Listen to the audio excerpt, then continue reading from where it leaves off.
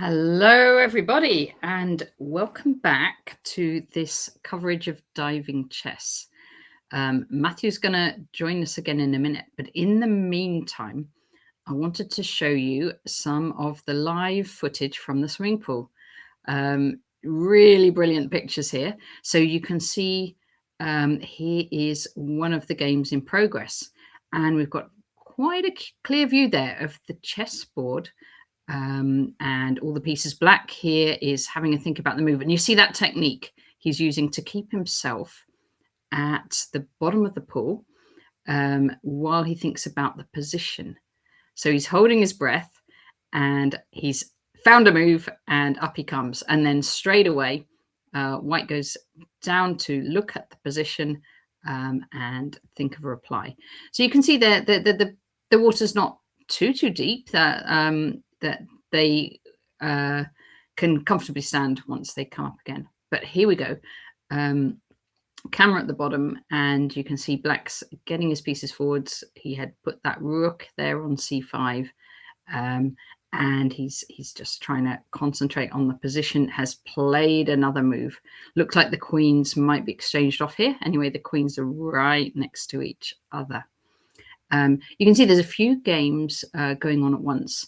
And I think we also saw there's a women's competition and a men's competition going on. So you can see a couple of games in progress here.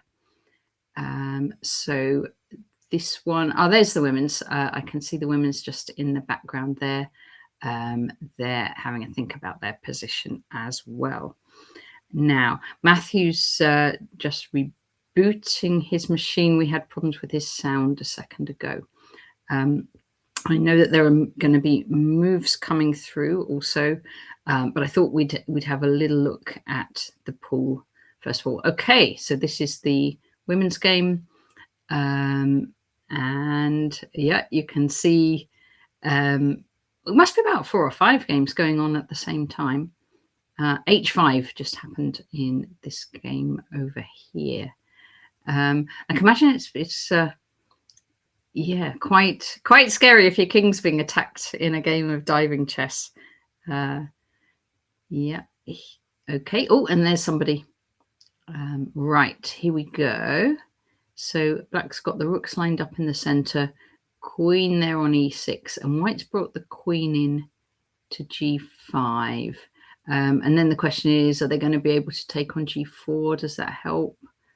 And Black's having a think.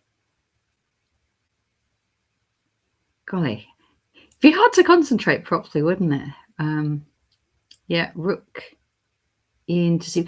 Okay. I think we're maybe on a loop. So I think that's we've seen that move before.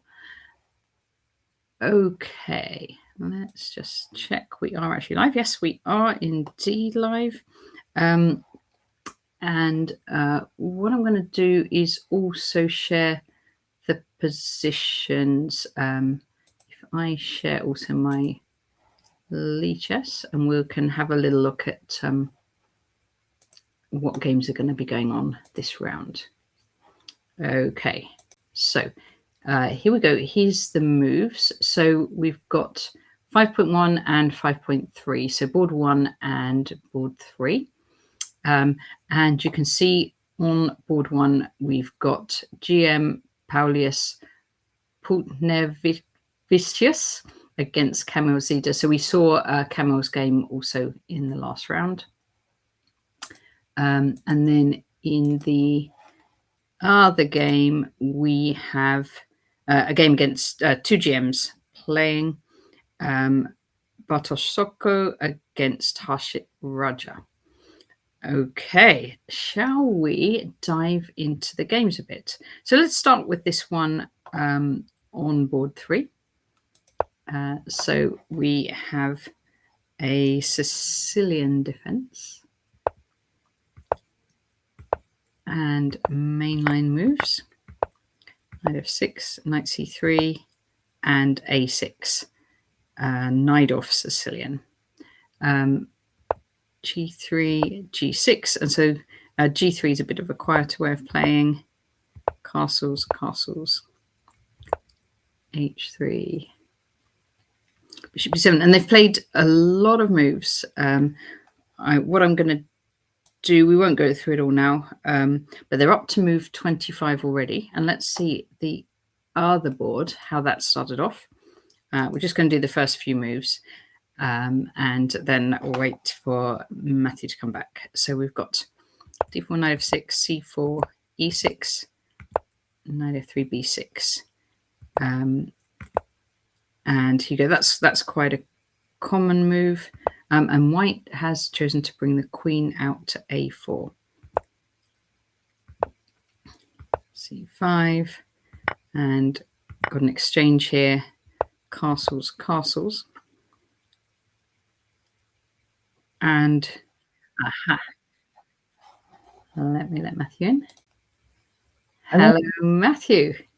Can you hear me? I can hear you now. This is very good. Yes, I'll put you up there. All right, then let's do this. Now, shall I let you? Do you want to share your screen? So I'll let you. I certainly will. Okie dokie. And in the meantime, I'm going to show. There's some more of the video. But let's see. Here you go, Matthew. All righty. So this is Paulius Bultinevicius, Grandmaster against Kamil Zida, International Master. Name sounds Lithuanian. Is that right? Yes, he's Paulius is Lithuanian, and Kamil must be Polish, I think. Yes. So let's have a look. Oh, this game is quite far advanced, so let's have a look. This is also Bartosz Zoko, strong Grandmaster, Polish Grandmaster. Also, I think problem-solving champion against Hashid Raja. Okay. Oh, exciting. So how was it? It was a Sicilian. There we are, a Sicilian Najdorf. And here Socko played G3. Slightly quieter system, very solid. That's exactly what I said. Looking to play the bishop to G2 and support the pawn on E4. Makes it harder for black to get his counterplay with B5 to B4. In the Anish Giri course on the Najdorf, Anish goes for E5. Thanks for the follow, Hanish Raja. But Hashid plays G6, which is generally my reaction as well. When white plays something quiet, then I just go for a dragon type system, because the dragons are very good opening unless they attack you. And when they go G3, they're less likely to do that. So this is quite a well-known position. Bishop D7 played, knight C6, and knight E2 is quite common from white. Avoid exchanges, and yeah, I mean, just try and claim that the black's on the back 3 ranks. So exchanging pieces would be useful for him, but would be better for white. So B5 played. And now G4 played. This is pretty common. White's idea really is to play the knight to G3 and then to play G5 after. So I mean, black could have considered the move B4 here. That would have been possible. Always, I always learned it as Fischer's rule that if you play B5 and you can play B4 quickly, then you should certainly do it. That's Fischer's rule, is it? That's how I learned it. I might be wrong, but yeah, I mean, white would reply knight D5. Not 100% clear how black should react best to that. I mean, something like takes knight somewhere, and then bishop D4 probably just to exchange off the bishop is probably quite decent for white there. So black played the move H6, just stopping G5, and white played knight G3. So knight A5, bishop D4 played by white, and that's quite an interesting one. I mean, black could definitely, play a move like E5 here, but that's half what white's sort of waiting for. White will go back, and then afterwards he'll just try and chase you away with that and claim that that what you've done hasn't had any great effect somehow. Pretty unclear, not a clear judgment at all, that one, but would have been interesting. But black played knight C4, and then knight D5 was played by white. I think that if white had played the move B3, then black was intending E5 then. Mm. What's that, Natasha? Welcome back. Oh, sorry, Matthew, what did you say? What's that? That move E5? That's a Zwischenzug. Look out for them. They're Indeed. very, very useful. Intermediate Indeed. moves against the flow of play. You can even do them in diving chess. I'm just going to put the stream, the swimmers back on for a second, just to show Macbeth in case he didn't see. Here you go. Here's some footage of the swimming pool, and this is what diving chess looks like. And you can see one player comes up, the other one goes down, thinks about the move, and then the other player can look from the surface, but not interrupt them. He plays his move, comes straight up, and the other one goes down. So that's diving chess in action. Look at that. Isn't that amazing? And all those games are going on at the same pool. Was it quite an experience playing that? I want to try it. I want to try it sometime. Definitely. There you go. Look. And all this is it's just to keep your balance in the water, right? There's the women's game. Yeah. Okay, I'll put it back to the... That is pretty cool. It's pretty cool, isn't it? Yeah. So White didn't play b3. White played knight d5. And then we got some interesting tactics here. Knight d5. So if e takes d5, then knight b2 would have been an annoying capture. So White played bishop takes g7 here. And Black played another Zwischenzug and played the move knight e3. Yeah, not just as Zwischenzug, it'll also be a reloader, because if you take that knight, he comes back in with the other knight. Well, he takes the bishop on g7. He didn't. He didn't. He missed his opportunity to do his reload. He missed the opportunity, but indeed that was pretty good. So I'm wondering here whether White made a blunder here a little bit, or maybe he just thought it was absolutely necessary, because he played the move e5 here. So opening up the line of the bishop on the rook, but Black played the move knight takes e3. Yeah, frankly, even a move like knight takes e5. Yeah. Even a move like knight takes e5 would have been quite dangerous, I think, because the king's very, very open like that. But anyway, knight takes c3 is probably better. Queen d4 played, and then knight takes c2 here. So I guess that if knight g2 here, maybe White was sort of thinking about doing something like this. Yeah. But I don't know whether that knight is trapped somehow. I would have thought not somehow. So maybe even that would have been possible. But Black played the move knight takes c2 anyway. Queen f2, knight takes a1. So a lot of material has been won by Black here. So White managed to take that one back.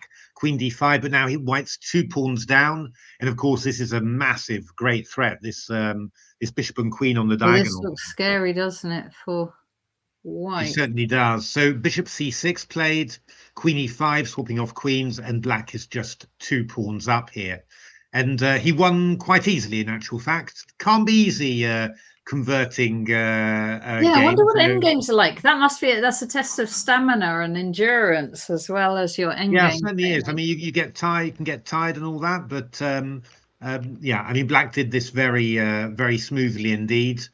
Just played without fear really, and just brought the pawns in. I've just understood, Macbeth. Yeah. Do you know who the players actually are? Try goggling them.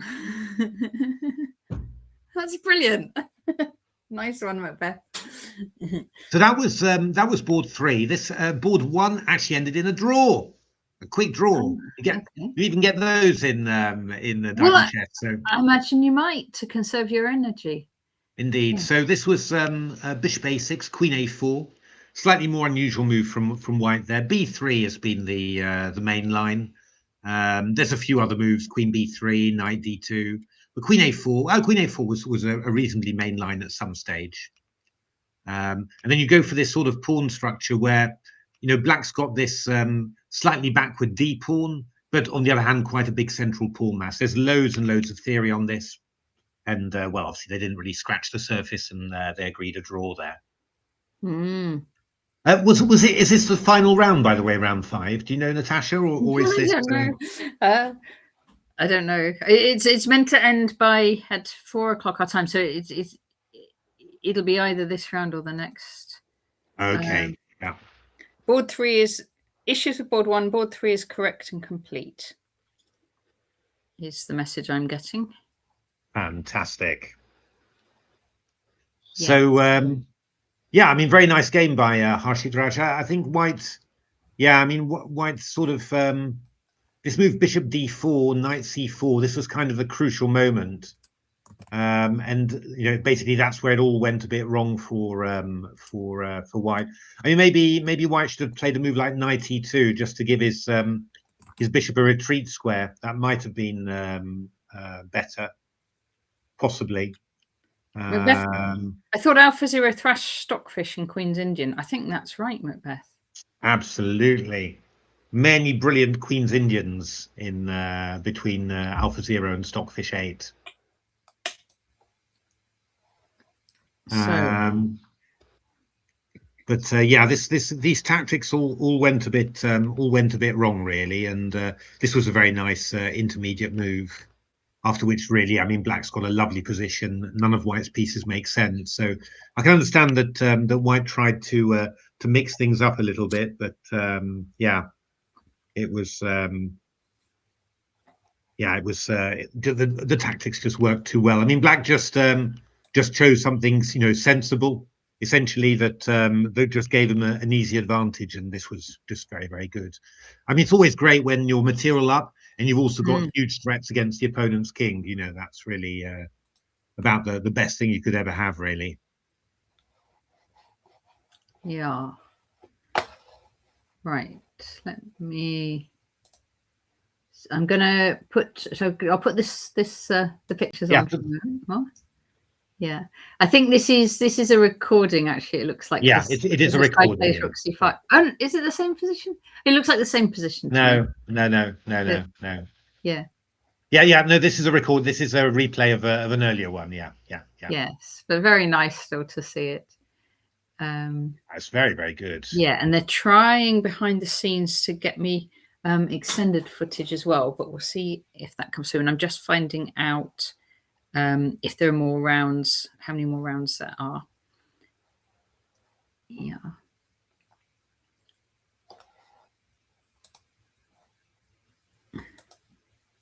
My goodness. I wonder what anti-cheating measures they take. Oh, what? You can't take your mobile phone in the pool. Well, exactly. Yeah. Flapping hands to keep submerged. Yeah. That must be the. I wonder. Yeah, if people study their chess openings and also their staying underwater techniques. I mean, you could you send moves via sonar? Oh, I don't know about that. all sorts of innovative things, but it is a brilliant. It looks incredible. It looks really good. It looks really nice. Yeah. I guess like if you, the other mechanism would be to get extra air, wouldn't it? If you're trying to think what would help. The weights to stay at the bottom. It looks like. Do you just look at that surface on the bottom of the pool? It looks like a special surface they're playing. That that. Yeah, I wonder. Yeah. Yeah, and there's like handles to hold the piece in place. But I wonder what happens if you knock a piece over or something like that. The piece floats away. You have to put the position back in your air. In your own breath. Yes. That guy's wearing a smartwatch. Like Pet says, one of them's wearing a smartwatch.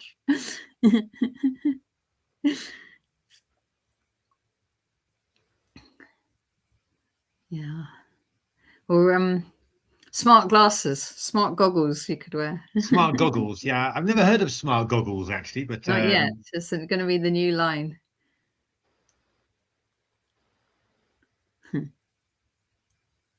C5. Yeah, we saw that before.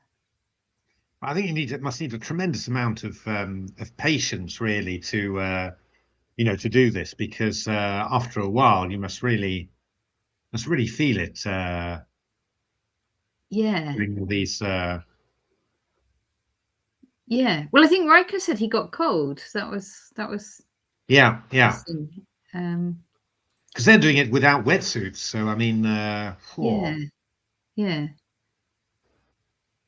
So well, hopefully they heat the swimming pool nice and warm. I guess that's what makes a whole lot of difference. It does look really good fun. I agree, Macbeth. I think it does look really good fun. Yeah, I suppose you could do extreme diving chess and then have the water at -10 or something. Mine, oh golly, cold water. I tell you who'd be the women's champion at extreme diving chess. Petra Nunn, you know, John Nunn's wife. Oh yeah.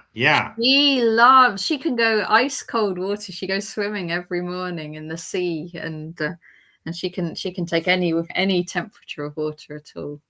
That's probably excellent training for this event. Yes, I think she would like it, actually. I need to mention it to her. She's a very good swimmer and a very good chess player, of course. Yeah. Amazed how tournament, right? Because like you've got the games we've seen are like James and Imus, but then also the ones who are very experienced in chess diving, like the organizer, Eitan Ilfield, who runs this event. And he plays every single time. He's like a strong chess player, and he'll know all the techniques for chess diving. But yeah, I think pretty much all the competitors are strong. It would be a fearsome event. Yeah, they got a lot of strong Polish players out to play, which is excellent. You know, it's really, really good. Yeah, I'm trying to remember there was a world champion before. And him and his girlfriend both, like the man and they won the men's and the women's. I was looking at the previous world champions there. We've got diving chess. Let's have a look. Results. We had in 2025 it was Zion Collin from Holland, actually. And yeah, okay, women's world champion was Josephine Damen. Then in 2024, 2023, 2022, Mikhail Mazurkiewicz won it. Oh, that's the guy who's helping me with the cameras, I'm pretty sure. Oh, right. Okay. So he was 3 times. Mikhail Mazurkiewicz. Okay. Right. Hello, Mikhail. We didn't realize you were the 3 times champion already. Yeah, he's been setting up. He's the one I'm chatting to behind the scenes on getting the moves. So, by the way, board 1 is now fixed, and that should be a proper game now. So we could have a little look at board. Yes, there we are. But it is the final round. So yeah. So Queen B3. This is all well-known theory. Throw it on the stream then. There we go. This is all well-known theory.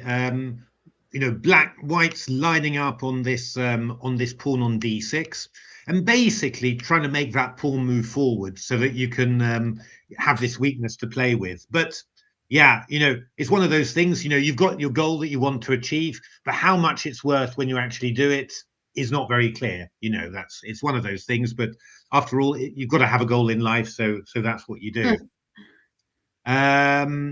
So yeah, a lot of weak light squares there, but on the other hand, quite a tasty square on d4 for the knight, and that's what black makes use of. Goes knight d4 here. Takes knight h4 from white. So white's still, you know, looking to try and get in those light squares, but now black manages to play the move d5, and I think that black's looking pretty good here, really. Black's looking, because you can't take on d5 because your knight on b5 is on freeze, but they're threatening to pin in the c pawn. Yeah. So white played e3, so really trying to break things up. Black played rook dc8, knight a3, takes, and rook takes c4. And I mean, black is looking nice for black there, looking pretty good. But okay, white's got some counterplay here. I mean, this pawn, this queen, not so easy. Certainly with not easy with very little breath. So knight c7 was played, e takes d4, black took with a rook there, and knight f4. And you're sort of feeling, well, you know, if anyone's going to be better, it's going to be black, but white's got quite a bit of play, also quite high chances of getting this d pawn. So queen d6 played, rook d4, queen e5, queen d3, rook d8. h4, g6, king g2, knight e6, and I guess that here it was agreed a draw. Because yeah. Okay, yeah, and does that mean, I'm just asking actually on the chat who has won the tournament, whether one player was particularly looking for a draw here.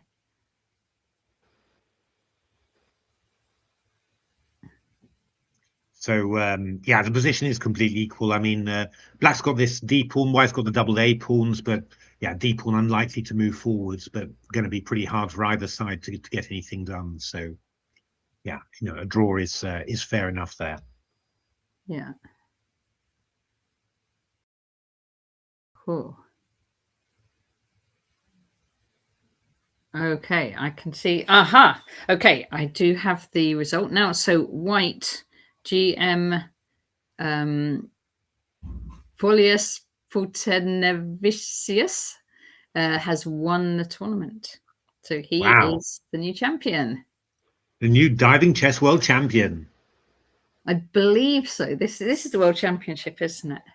I think so. Yeah. Yes. Yeah. Yes. Whoa! A big congratulations to him. Winning Brilliant, the tournament. Yeah, strong tournament as well. So yes, I'm just going to ask one more thing on the chat. Was he shown on the video? So then we can tell you which one it is. We can maybe work it out actually from pictures. You know, when we looked at the pictures of everybody. Oh yeah. We'll try that, and we'll see if we can work out if we can see him in action. And otherwise, we will. It's that one, diving chess world champion. Let me just try and share that one. So if we share that, so this guy. I'm not sure he was in the list. Was he not on the page? No. Okay. We're not going to manage that. A late entrant, I think.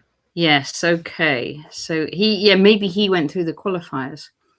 Yeah. So we don't see him on here. So that means we can't work it out like that. I'm just going to you can find a photo of him online, I think. That's a good idea. Yes. Okay. So I think that I see the video stopped as well. So I think that everything's wrapping up. So we will wrap up too. And that's been a lot of fun, Matthew, hasn't it? Yeah, no, I hope everyone's enjoyed this little taster of diving chess, just something different. And yeah, would be good to follow an event. To follow an event in more depth sometime. You know, it was, but this was a very nice little taster, I have to say. Really liked it. Yes. So brilliant. Thanks to the technical guys who managed to set up the camera and the stream and the moves for us. Macbeth, you saw diving freestyle on Instagram. Yes, that's the same event, and they will. They've got lots of pictures on there. So if you want to see some more pictures about diving chess, learn more about this sport, maybe even sometime give it a go, then do have a look. Many thank you, Macbeth, and everyone for comments in the chat. That was lots of fun. And thanks all very much for watching. Thanks for watching, everyone.